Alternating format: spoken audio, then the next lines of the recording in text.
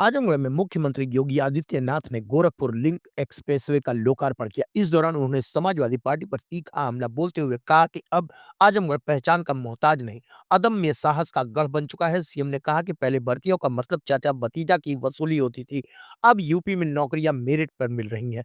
गुरुवार को आजमगढ़ में फुलपुर में सीएम योगी ने गोरखपुर लिंक एक्सप्रेसवे का लोकार्पण किया। उन्होंने कहा कि पूर्वांचल पर अब वर्ल्ड क्लास कनेक्टिविटी से जुड़ चुका है। 2017 से पहले यूपी में अधूरे एक्सप्रेसवे थे, लेकिन आज यूपी एक्सप्रेसवे प्रदेश बन चुका है।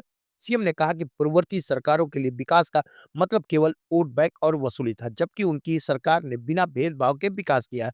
सीएम योगी ने समाजवादी पार्टी पर निशाना साधते हुए कहा कि पहले भर्ती का मतलब था चाचा और भतीजा झोला लेकर वसूली पर निकलते थे। उन्होंने दावा किया कि अब तक 60,000 से ज्यादा युवाओं को नौकरी मिली है, 12,000 बेटियां बिना पैसे बिना जाति पूछे चयनित हुई हैं। सीएम ने कहा पहले की सरकारें दाऊद जैसे गिरोहों से साझेदारी कर प्रदेश को बदनाम करती थी, लेकिन अब कोई सुरक्षा में सेंध लगाएगा तो सीधा जहन्नुम का टिकट कट जाएगा। अपने जनपद आजमगढ़ माननीय मुख्यमंत्री महोदय का सत्कार हो रहा है। आपकी तालियां बंद नहीं होनी चाहिए मित्रों। आजमगढ़ की जमीन से उठने वाली ये तालियां आकाश भेदी होनी चाहिए। माननीय मुख्यमंत्री महोदय का सम्मान माननीय मंत्री आदरणीय श्री नंद गोपाल नंदी द्वारा और आज उत्तर प्रदेश के लोगों ने मिलकर योगी आदित्यनाथ भारत माता की प्रदेश में विकास की गंगा बहाने वाले माननीय मुख्यमंत्री महोदय का करतल ध्वनि के साथ स्वागत करें। आजमगढ़ के ग्राम सालारपुर में आयोजित गोरखपुर लिंक एक्सप्रेसवे के लोकार्पण कार्यक्रम में उत्तर प्रदेश के लोकप्रिय मुख्यमंत्री महोदय का मंच पर आगमन हो चुका है। मित्रों, मैं अनुरोध करूंगा माननीय मंत्री औद्योगिक विकास विभाग श्री नंद गोपाल नंदी जी से कृपया माननीय मुख्यमंत्री महोदय उत्तर प्रदेश के औद्योगिक विकास को देंगे नए आयाम। यशस्वी प्रधानमंत्री नरेंद्र मोदी जी के कर कमलों से 16 नवंबर 2021 को पूर्वांचल एक्सप्रेसवे रिकॉर्ड समय में कराया है आगरा लखनऊ एक्सप्रेसवे, पूर्वांचल एक्सप्रेसवे और बुंदेलखंड एक्सप्रेसवे का निर्माण। इन एक्सप्रेसवे के किनारे 14 बल्कि एक क्षेत्रीय विकास के साथ ही देश के समग्र विकास को देती है नई दिशा। यशस्वी प्रधानमंत्री नरेंद्र मोदी जी के इसी विजन के अनुरूप माननीय मुख्यमंत्री योगी आदित्यनाथ के परिवर्तनकारी नेतृत्व में देश के कुल एक्सप्रेसवे नेटवर्क की सर्वाधिक हिस्सेदारी अपने नाम दर्ज करके नया उत्तर प्रदेश बना है एक्सप्रेस स्टेट। आज उत्तर प्रदेश के लोगों ने मिलकर योगी आदित्यनाथ जी के नेतृत्व में उत्तर प्रदेश की पूरी तस्वीर बदल दी है। कानून व्यवस्था भी सुधरी है और कनेक्टिविटी भी तेज से सुधर रही है। माननीय मुख्यमंत्री योगी आदित्यनाथ के परिवर्तनकारी नेतृत्व में मेरठ से प्रयागराज तक सुपर फास्ट कनेक्टिविटी सुनिश्चित करने वाला गंगा एक्सप्रेसवे निर्माणाधीन है। 12 जनपदों से होकर निकलने वाले इसके बंदर बांट करते थे, सुरक्षा में सेंध लगाते थे, कोई आतंकी वारदात होती थी बदनाम आजमगढ़ होता था, पहचान का संकट मेरे नौजवानों के सामने आता था। आज तो ऐसा नहीं है। देश की सुरक्षा में सेंध कोई लगाएगा तो आजमगढ़ की पहचान पे संकट नहीं आएगा, बल्कि संकट पैदा करने वाले को पहले से ही जहन्नुम का टिकट दे दिया जाएगा कि जाओ भाई। देश की सुरक्षा पर कोई खिलवाड़ नहीं, ये नया भारत है और प्रधानमंत्री मोदी जी जी ने ऑपरेशन सिंदूर के माध्यम से देश के दुश्मनों को स्पष्ट संदेश भी दे दिया। कोई भारत की सुरक्षा में सेंध लगाएगा, आतंकवाद को भड़काएगा, आतंकवाद को प्रेरित और प्रोत्साहित करेगा तो घुस करके मारेंगे, चाहे वह सर्जिकल स्ट्राइक हो, एयर स्ट्राइक हो, ऑपरेशन सिंदूर हो। भारत के बहादुर जवान दुश्मन की मांग में घुस करके निकाल बाहर करेंगे और देश की सुरक्षा वालों का काम तमाम करेंगे। और आज ये देख रहे हैं आप, और इसलिए बहनों और भाइयों में आज आपके पास आया हूं। नए भारत के नए उत्तर प्रदेश को विकास के साथ साथ विरासत के कार्यक्रमों के साथ गौरव की अनुभूति होनी चाहिए। ये आपको एक नई पहचान दिला रहा है, आपको सम्मान दिला रहा है। सम्मान के साथ आने वाली पीढ़ी को जब आप अपनी इस विरासत को सौंपेंगे, आप भी कह सकते हैं, आप भी तब ये कह सकते हैं कि हम वो गौरवशाली पीढ़ी है जिन्होंने राम जन्मभूमि में 500 वर्षों के बाद रामलला को विराजमान होते हुए अपनी आंखों से देखा है। तो पूर्वी उत्तर प्रदेश के गोरखपुर से आजमगढ़ की अंबेडकर नगर और संत कबीर नगर की इस बेहतरीन वर्ल्ड क्लास कनेक्टिविटी का उपहार आज आपको प्राप्त हो रहा है। इसके लिए मैं आप सभी को बधाई देते हुए आपका मैं अभिनंदन करता हूं, स्वागत करता हूं। बहनों और भाइयों,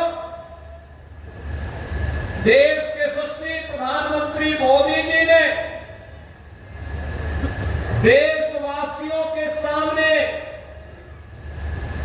आजादी के अमृत महोत्सव वर्ष के अवसर पर जो लक्ष्य तय किया था, उस लक्ष्य को प्राप्त करने के लिए कि 2047 में भारत एक विकसित भारत होगा, उस विकसित भारत के लिए विकसित और आत्मनिर्भर उत्तर प्रदेश बनाने की दिशा में डबल इंजन की भारतीय जनता पार्टी की सरकार के द्वारा किए गए प्रयासों का एक प्रतिफल है कि उत्तर प्रदेश बीमारू राज्य से अब एक्सप्रेस वे प्रदेश के रूप में अपनी पहचान बना रहा है। याद करिए क्या हालत है आज से 8 वर्ष पहले के। बहनों और भाइयों, उत्तर प्रदेश का नौजवान कहीं जाता था, उत्तर प्रदेश का कोई नागरिक जाता था, पहचान का संकट होता था, पहचान का संकट होता था। लोग आजमगढ़ का नाम लेने से घबराते थे, उत्तर प्रदेश का नाम लेने से घबराते थे। आजमगढ़, अरे इसने मुख्यमंत्री दिए, एक नहीं 2 मुख्यमंत्री इस आजमगढ़ ने दिए, और इस आजमगढ़ को पहचान का मोहताज होना पड़ा था। लेकिन आज 8 वर्ष के अंदर प्रधानमंत्री मोदी जी के मार्गदर्शन में आजमगढ़ पहचान का मोहताज नहीं है। आजमगढ़ अब आजमगढ़ से अदम्य साहस का गढ़ बन चुका है। अब यह विकास की मुख्य धारा के साथ जुड़ चुका है। और इसके लिए तो प्रधानमंत्री जी ने कहा था कि विकास के लिए गति चाहिए, प्रगति के लिए गति चाहिए, समृद्धि के लिए प्रगति चाहिए। और जब गति होगी तो प्रगति होगी, प्रगति होगी तो समृद्धि होगी, और समृद्धि होगी हर चेहरे पर खुशहाली भी होगी। यही तो खुशहाली का राज है, और इसी खुशहाली के साथ आपको जोड़ने के लिए हम लोग आए हैं। याद करिए कितनी विकास की योजनाएं पिछले 8 वर्ष में आजमगढ़ में आई। पूर्वांचल एक्सप्रेस वे का शिलान्यास भी 2018 में, जुलाई 18 में प्रधानमंत्री जी ने किया था। और उद्घाटन 2021 में पूर्वांचल एक्सप्रेसवे का उद्घाटन भी आदरणीय प्रधानमंत्री नरेंद्र मोदी जी ने किया था। याद करिए 340 किलोमीटर लंबे इस एक्सप्रेसवे को अब मैं देखता हूं आजमगढ़ के लोग, मऊ के लोग, गाजीपुर के लोग सुबह जाते हैं लखनऊ और दोपहर में अपना कार्य निपटा करके वापस अपने गांव, अपने शहर में वापस आ जाते हैं। ये होती है गति और यही होती है प्रगति। जब हम लोग 2017 में आए थे, हमारे पास 1.5 एक्सप्रेसवे थे, यमुना एक्सप्रेसवे और आगरा लखनऊ एक्सप्रेसवे का काम आधा हुआ था। आज मुझे बताते हुए प्रसन्नता है, आधे काम को तो हमने पूरा किया ही। पूर्वांचल एक्सप्रेसवे की यात्रा का साक्षी आप बन रहे हैं। 2021 से लगातार बन रहे हैं। 2022 में बुंदेलखंड एक्सप्रेसवे चालू हो गया है, 300 किलोमीटर का है। पूर्वांचल एक्सप्रेसवे 340 किलोमीटर का बन करके पहले तैयार हो चुका है। अब इसकी कनेक्टिविटी सीधे पटना तक के लिए पूरी होने जा रही है। आप याद करिए कि पटना से लेकर के लखनऊ तक और लखनऊ से लेकर के दिल्ली तक की पूरी कनेक्टिविटी कितनी आसान हो जाएगी। 1857 के प्रथम स्वातंत्र समर के नायक वीर कुंवर सिंह ने जब अंग्रेजों को पछाड़ने के लिए आजमगढ़ तक अंग्रेजों का मुकाबला किया था, तब कनेक्टिविटी नहीं थी। अगर उस समय एक पूर्वांचल एक्सप्रेसवे होता तो आजमगढ़ के लोग वीर कुंवर सिंह के साथ मिलकर के अंग्रेजों को मार मार करके खदेड़े होते और फिर यह देश 1857 में ही स्वाधीन हो गया होता। उस समय कनेक्टिविटी नहीं थी, अभाव था, कनेक्टिविटी का अभाव था। लेकिन आज पटना से लेकर के दिल्ली तक की कनेक्टिविटी पूर्वांचल एक्सप्रेसवे देने जा रही है। बुंदेलखंड एक्सप्रेसवे दिल्ली से आगरा होते हुए हम इसको सीधे चित्रकूट तक जोड़ रहे हैं। 300 किलोमीटर का एक्सप्रेसवे बन चुका है, यातायात फराटा भर रहा है। और आज 91 किलोमीटर का एक्सप्रेसवे, 91 किलोमीटर का एक्सप्रेसवे आजमगढ़ से गोरखपुर की कनेक्टिविटी को पूरा करने जा रहा है। बीच में अम्बेडकर नगर जनपद और संत कबीर नगर जनपद भी इसका लाभ प्राप्त करेगा। दिल्ली से मेरठ के बीच में एक्सप्रेसवे का निर्माण, 12 लेन का एक्सप्रेसवे पहले ही प्रारंभ हो चुका है। एक्सप्रेसवे बनने के पहले दिल्ली से मेरठ की दूरी को तय करने में लगते थे 3 घंटे, और आज एक्सप्रेसवे हो गया है तो मात्र 40 से 45 मिनट में इस दूरी को तय किया जा सकता है।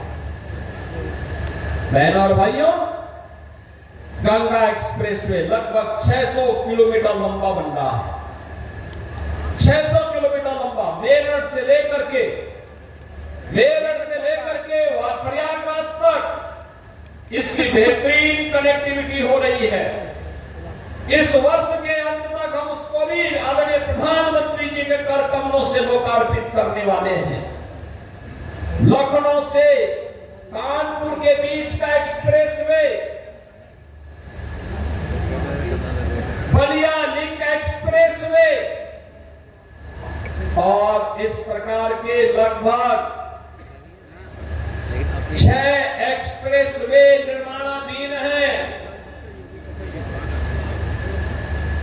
शेष पर कार्य होने जा रहा है। यानी इंफ्रास्ट्रक्चर को इतना मजबूत कर देंगे, इतना मजबूत कर देंगे कि उत्तर प्रदेश को समृद्ध होने से कोई रोक नहीं सकता है, कोई वंचित नहीं कर सकता है। और यही तो इस नए भारत के नए उत्तर प्रदेश की पहचान है, यही पहचान है। बहनों और भाइयों, पहले 2017 के पहले पता ही नहीं लगता था गड्ढे में सड़क है कि सड़क में गड्ढा है, ये पता ही नहीं लगता था। लेकिन आज गड्ढा मुक्त सड़कें, इंटर स्टेट कनेक्टिविटी 4 लेन के साथ, हर जनपद मुख्यालय 4 लेन की कनेक्टिविटी के साथ, हर तहसील और ब्लॉक मुख्यालय 2 लेन की कनेक्टिविटी के साथ। याद करिए 2017 के पहले 2 एयरपोर्ट थे, आज उत्तर प्रदेश के अंदर 16 एयरपोर्ट क्रियाशील हैं, जिसमें से 4 इंटरनेशनल एयरपोर्ट हैं। अयोध्या का इंटरनेशनल एयरपोर्ट महर्षि वाल्मीकि के नाम पर प्रारंभ हो चुका है। महर्षि वाल्मीकि के प्रति कृतज्ञता ज्ञापित करते हुए ये कार्यक्रम आज वहां पर सफलतापूर्वक संचालित हो रहा है। बहनों और भाइयों, विकास की इस रफ्तार को आगे बढ़ाने के लिए हमारे पूर्वी उत्तर प्रदेश के नौजवानों को, हमारे उत्तर प्रदेश के नौजवानों को नौकरी और रोजगार के लिए देश और दुनिया के अंदर न जाना पड़े, बल्कि दुनिया रोजगार मांगने के लिए उनके पास आए, इसके लिए औद्योगिक क्लस्टर इन एक्सप्रेसवे के किनारे ही विकसित किए जा रहे हैं। इन्हीं के किनारे विकसित किए जा रहे हैं उद्योग, यही लगेंगे, यही पे इसका लाभ मिलेगा। पहचान का मोहताज नहीं होना पड़ेगा। हमारे यहाँ के नौजवानों को उसी के गांव, उसी के क्षेत्र में नौकरी भी मिलेगी, रोजगार भी मिलेगा और आने वाली पीढ़ी को खुशहाल बनाने में और प्रधानमंत्री मोदी जी के संकल्प के अनुसार विकसित भारत के सपने को साकार करने का जो लक्ष्य उन्होंने हमें दिया है, उस लक्ष्य को प्राप्त करने में उत्तर प्रदेश अपनी भूमिका का निर्वहन करेगा। आज इंफ्रास्ट्रक्चर इसी बात को लेकर के आपको समर्पित किया जा रहा है। बहनों और भाइयों, विकास का कोई विकल्प नहीं हो सकता। जो लोग जाति के नाम पर बांटने वाले लोग हैं, ये वही लोग हैं जिनको सत्ता मिली थी, जाति के नाम पर तो बांटते थे, लेकिन जब सत्ता में आते थे तो सत्ता में आने पर तब ये लोग अपने परिवार की बात करते थे। अभी आप मुझे बताइए 60,244 पुलिस भर्ती हुई है ना, आजमगढ़ के लोग भर्ती हुए हैं कि नहीं हुए हैं, मुझे बताओ। भर्ती हुए हैं ना? आप मुझे बताओ, किसी से कोई पैसा मांगा है क्या? कोई सिफारिश करवानी पड़ी है क्या? अरे हर जाति, हर संप्रदाय से जुड़े हुए लोग भर्ती हुए हैं और इसमें भी 12,045 केवल बेटियां भर्ती हुई हैं। 12,045 उनकी ट्रेनिंग भी प्रारंभ होने जा रही है। यानी आज वे सभी लोग योग की ट्रेनिंग ले रहे हैं। कल वे योग दिवस के कार्यक्रम में भागीदार बनेंगे अलग अलग जनपदों में और परसों से उनकी ट्रेनिंग। याद करिए, उत्तर प्रदेश का नौजवान एक साथ 60,244 एक साथ भर्ती हो गया, कोई सिफारिश नहीं। 2017 के पहले हुआ होता तो चाचा और भतीजा झोला लेकर के वसूली के लिए निकल गए होते।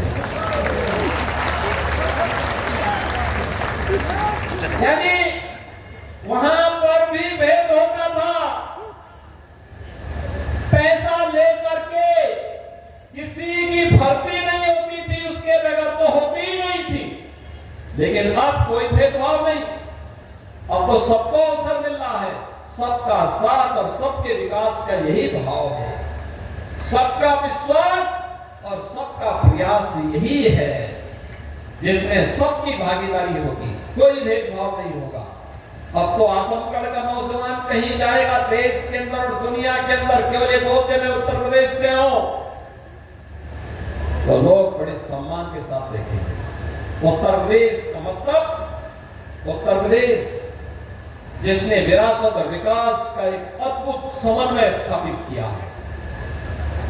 महाकुंभ प्रयागराज, महाकुंभ हो प्रयागराज, अयोध्या में राम जन्मभूमि पर भगवान रामलला के भव्य मंदिर का निर्माण होना, काशी में काशी विश्वनाथ धाम का होना, मां विंध्यवासिनी धाम का विकसित होना, चित्रकूट धाम का विकसित होना, ये सभी आज एक नई पहचान दिला रहे हैं। और अब तो मथुरा वृंदावन की तरफ हम भिड़ चुके हैं। मथुरा वृंदावन में भी हमारा कार्य प्रारंभ हो चुका है। हमारी वो पीढ़ी है जिसने पूर्वांचल एक्सप्रेस वे के उद्घाटन कार्यक्रम का जो साक्षी बना था। हम वे पीढ़ी हैं जिन्होंने आजमगढ़ में भी जो कभी कल्पना नहीं करता था, आजमगढ़ में भी महाराज सुहेलदेव को 1000 वर्षों के बाद उनकी स्मृतियों को जीवित करते हुए एक विश्वविद्यालय की स्थापना के कार्यक्रम को आगे बढ़ाया। अब तो ये उद्घाटन भी हो गया। अब तो आजमगढ़ 2 एक्सप्रेसवे के साथ जुड़ चुका है। पूर्वांचल एक्सप्रेसवे लखनऊ के साथ, गोरखपुर लिंक एक्सप्रेसवे के साथ भी जुड़ चुका है। और साथ साथ 4 लेन की कनेक्टिविटी गोरखपुर से, वाराणसी से, प्रयागराज से, सभी ओर से 4 लेन की कनेक्टिविटी के साथ भी जुड़ चुका है। कितना बेहतरीन।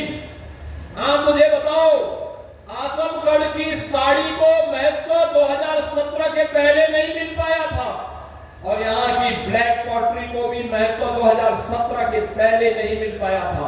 हमने चेहरा नहीं देखा, हमने तो उसको एक पहचान दिलाई। आज आजमगढ़ की साड़ियां भी, मुबारकपुर की साड़ियां भी देश और दुनिया में पसंद की जा रही है, और यहाँ की ब्लैक पॉटरी को भी एक पहचान मिल रही है। आपने एक कलाकार को आजमगढ़ में देश की संसद में भेजा, और जैसे दिनेश लाल यादव निरुआ जी जैसे सांसद बने, हमने हरिहरपुर में एक संगीत महाविद्यालय भी स्वीकृत कर दिया। आप सोचिए, हरिहरपुर में इस संगीत का एक घराना था, पहचान के लिए मोहताज हो रहा था। गायन, वादन, नृत्य, ये सभी विधाएं यहां एक साथ पैदा होती थी। लेकिन जिन्होंने आतंक का गढ़ आजमगढ़ को बनाया था, वे लोग इन्हें ढूंढ नहीं पाए। उनके पास इतनी फुर्सत नहीं थी कि ब्लैक पोट्री को सम्मान दे सके, आजमगढ़ की साड़ी को सम्मान दे सके, हरिहरपुर गांव की संगीत की विधा को सम्मान दे सके, आजमगढ़ में विश्वविद्यालय दे सके, आजमगढ़ को एयर कनेक्टिविटी के साथ जोड़ सके, आजमगढ़ को पूर्वांचल एक्सप्रेसवे के साथ या गोरखपुर लिंक एक्सप्रेसवे के साथ या फिर एक 4 लेन की कनेक्टिविटी के साथ जोड़ सके। जब फुर्सत होगी तब तो कोई जोड़ेगा। उनके पास तो फुर्सत ही नहीं थी। जब संकट आता था, ऑस्ट्रेलिया या फिर इंग्लैंड चले जाते थे, लोगों को उसके पुरसे हाल पर छोड़ देते थे। लेकिन आज डबल इंजन की सरकार की, भारतीय जनता पार्टी की सरकार ने सभी प्रकार की सुविधाओं से आपको आच्छादित किया है, और आज इसीलिए इस एक्सप्रेस वे के उद्घाटन कार्यक्रम के साथ जुड़ने के लिए मैं स्वयं आपके पास यहाँ आया हूँ। स्वयं आया हूँ एक बार फिर से करने के लिए। बहनों और भाइयों, पहचान को कभी समाप्त नहीं करना चाहिए। ये जातिवाद की राजनीति पर्व और त्योहारों में भी आपके उत्साह को भंग करती थी, विघ्न बाधा खड़ी करती थी। निर्दोष हिंदुओं पर झूठे मुकदमे दर्ज होते थे, बेटी और बहनों की इज्जत के साथ खिलवाड़ होता था। आपको याद होगा 2007-8 में सिवनी नेशनल कॉलेज में अजीत राय नाम के एक लड़के की हत्या मात्र इसलिए कर दी थी क्योंकि उसने रिपब्लिक डे पर उसने वंदे मातरम गाने की वकालत की थी। केवल इसी में उनकी हत्या कर दी। आज कोई दुस्साहस नहीं कर सकता। आज आप वंदे मातरम बड़े शान से गाइए। राष्ट्र की आन बान शान के प्रतीक तिरंगा यात्रा भी आपने ऑपरेशन सिंदूर के समर्थन में निकाली। लोक माता अहिल्याबाई होलकर को सम्मान दिया। कोई आपका बाल बांका नहीं कर पाया, कर भी नहीं पाएगा, क्योंकि सुरक्षा की गारंटी जो सरकार उठा रही है, ये सरकार आपके साथ में। और इसीलिए विकास की इस प्रक्रिया के साथ जुड़ने के लिए जातिवाद से ऊपर उठना पड़ेगा, संप्रदायवाद से ऊपर उठना पड़ेगा, विकास और राष्ट्रवाद के मुद्दे पर आगे बढ़ना पड़ेगा। प्रधानमंत्री मोदी जी ने जो विजन हमें दिया है, विकसित भारत की संकल्पना को साकार करने के लिए हमें प्राण प्राण से जुटना पड़ेगा। इन्हीं सब बातों के साथ आज पूर्वांचल एक्सप्रेसवे के इस गोरखपुर लिंक एक्सप्रेसवे के लोकार्पण के अवसर पर आजमगढ़, अंबेडकर नगर, संत कबीर नगर और गोरखपुर के सभी जनता जनार्दन के प्रति मैं हृदय से बधाई देता हूं, अपनी शुभकामनाएं देता हूं, धन्यवाद देता हूं यूपी और औद्योगिक विकास को। उन्होंने समय सीमा के अंदर इन कार्यक्रमों को आगे बढ़ा करके ये कार्यक्रम बहुत कठिन था, चैलेंजिंग था इस क्षेत्र में लिंक एक्सप्रेसवे बनाना, लेकिन अब इस आसान किया उन्होंने, काम आसान हुआ, कार्य हुआ और आज उसके लोकार्पण के साथ आपसे जुड़ने का अवसर प्राप्त हुआ। आप सबको बहुत बहुत बधाई, हमारी शुभकामनाएं, धन्यवाद। जय हिंद, जय जय श्री राम, जय जय श्री राम। ये पहचान है नई यूपी की। हम विरासत का भी संरक्षण करेंगे, विकास भी करेंगे। अपने इतिहास को, अपने पुराण को, अपनी परंपरा को विस्मृत करके विकास का कोई मायने नहीं। और ये विरासत है, हम राम और कृष्ण की परंपरा पर, भगवान विश्वनाथ की परंपरा पर, मां विंध्यवासिनी की परंपरा पर, रागे राघव की परंपरा पर, अयोध्या सिंह उपाध्याय हरियोग की पावन परंपरा को और महर्षि दुर्वासा की भी परंपरा को, बाबा भृगु की परंपरा को भी आगे बढ़ाने का काम करें। अभी मैं अंबेडकर नगर गया था पिछले सप्ताह, अंबेडकर नगर, वहां पे शिव बाबा धाम में भी मैंने दर्शन किए थे और श्रवण धाम में भी मैंने दर्शन किया। क्या प्राचीन परंपरा है, क्या लोगों ने सजो करके रखी हुई है। अब इसका संरक्षण का दायित्व तो हमारे ऊपर है। अगर हम इसको संरक्षित नहीं करेंगे, आने वाली पीढ़ियां हमें क्या बोलेंगी। और उसको संरक्षित करते हुए विकास हो रहा है, औद्योगिक विकास भी हो रहा है, इंफ्रास्ट्रक्चर आधुनिक किया जा रहा है, नौजवान के लिए रोजगार और नौकरी की सुविधा उपलब्ध करवाई जा रही है, बेटी और व्यापारी को सुरक्षा दी जा रही है, हर एक नागरिक को सुरक्षा की गारंटी दी जा रही है। और सुरक्षा पर जिसने सेंध लगाने का कार्य किया तो उसके लिए यमराज का टिकट भी उसे उपलब्ध करवाया जा रहा है। बहनों और भाइयों, यह आवश्यक है कि जो दूसरों के सुरक्षा के लिए खतरा बने, उसके लिए पहले से एक टिकट रिजर्व करवा दो, रिजर्व करवा दो। और बहनों और भाइयों, यही कहने के लिए आज मैं आपके पास आया हूं, आपसे कहने के लिए विकास की रफ्तार थमेगी नहीं, अनवरत आगे बढ़ेगी, क्योंकि यही विकास विकसित भारत का आधार बनेगा। आत्मनिर्भर उत्तर प्रदेश और आत्मनिर्भर भारत का आधार बनेगा। और उसका आधार बनने वाला है एक्सप्रेसवे और हाईवे, रेलवे की कनेक्टिविटी, एयर कनेक्टिविटी। महाराज सुहेलदेव के नाम पर आजमगढ़ में आज विश्वविद्यालय बन गया है और साथ साथ यहाँ के मेडिकल कॉलेज में नर्सिंग कॉलेज का भी निर्माण हो चुका है। बहनों और भाइयों, ये एक नई पहचान दिला रहा है आप सबको। और इस पहचान के लिए आज हम सब आपके पास आए, आपसे कहने के लिए कि हम विकास के बारे में सोचें। ये लोग जाति के नाम पर बांटने वाले लोग जब भी सत्ता में आए, इन्होंने अपने परिवार की चिंता की, अपनी जाति की भी चिंता नहीं की, केवल परिवार की चिंता की। किसी गैर सिपाही वासी को यहां से सांसद बना करके भेजने का काम किया था तो भारतीय जनता पार्टी ने ही किया था, भारतीय जनता पार्टी की सरकार ने किया। देखो, निरोवा सांसद बना, नीलम सोनकर सांसद बनी, तो विकास आजमगढ़ में द्रुत गति से आगे बढ़ा। मुझे बताओ, आपने मुख्यमंत्री को यहां से चुनाव जिता के के भेजा था वो विश्वविद्यालय नहीं दे पाए, पूर्वांचल एक्सप्रेसवे नहीं दे पाए। कितना बेवकूफ बनाया था पूर्वांचल एक्सप्रेसवे के नाम पर। 340 किलोमीटर का लंबा एक्सप्रेसवे शिलान्यास कर दिया, अलाइनमेंट भी नहीं पता, और जमीन एक भी इंच नहीं खरीदी। जब 6 महीने के बाद 17 में मैं आया, मैंने कहा भी क्या हुआ, क्या प्रोग्रेस है? कहा साहब जीरो। मैंने कहा क्यों जीरो है? कहा साहब जमीन ही नहीं तो एक्सप्रेसवे बनेगा कहां पे? मैंने कहा फिर ये टेंडर कैसे हो गए? टेंडर कर दिए गए थे 15,200 करोड़ के। एक्सप्रेसवे की चौड़ाई थी मात्र 110 मीटर।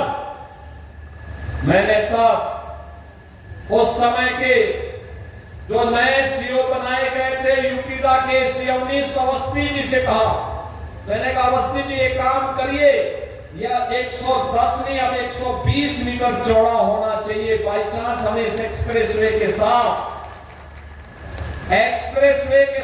जब हम high speed, semi high speed train का संचालन भी करेंगे, उसके लिए हमें जमीन चाहिए होगी। तो एक साथ हम उसके साथ एक्सप्रेसवे के साथ उसको भी दौड़ा सकें, जमीन खरीदिए, इसको पुराने टेंडर को कैंसिल करिए और फिर इस कार्य को आगे बढ़ाइए। आप सोचिए, वे 110 मीटर चौड़ा 2016 में 15,200 करोड़ रुपए में बना रहे थे। एक भी जमीन नहीं खरीदे, काम प्रारंभ ही नहीं वो कर पाए, टेंडर आवंटित कर दिए। हम लोग आए, हमने कैंसिल किया, जमीन खरीदना प्रारंभ किया, और जमीन खरीदने के बाद जब हम लोगों ने टेंडर किए तो बहनों और भाइयों, वही एक्सप्रेसवे 11,800 करोड़ रुपए में बना करके हमने समर्पित कर दिया। ये 3,000-4,000 करोड़ रुपए की जो डकैती डाल रही थी, कौन डाल रही थी? ये वही लोग हैं जो आज आपको गुमराह करने के लिए फिर से ईमानदारी का चेहरा दिखाने के लिए आपके पास आएंगे। तो अब तो इन्होंने पूर्वांचल एक्सप्रेसवे नहीं बनाया, महाराज सोहेलदेव के नाम पे विश्वविद्यालय नहीं बनाया, वे विकास नहीं करते थे, वे तो मुंबई की डी कंपनी को पालते थे, डी कंपनी को, दाऊद गिरोह को पालते थे, पार्टनरशिप करते थे, उनके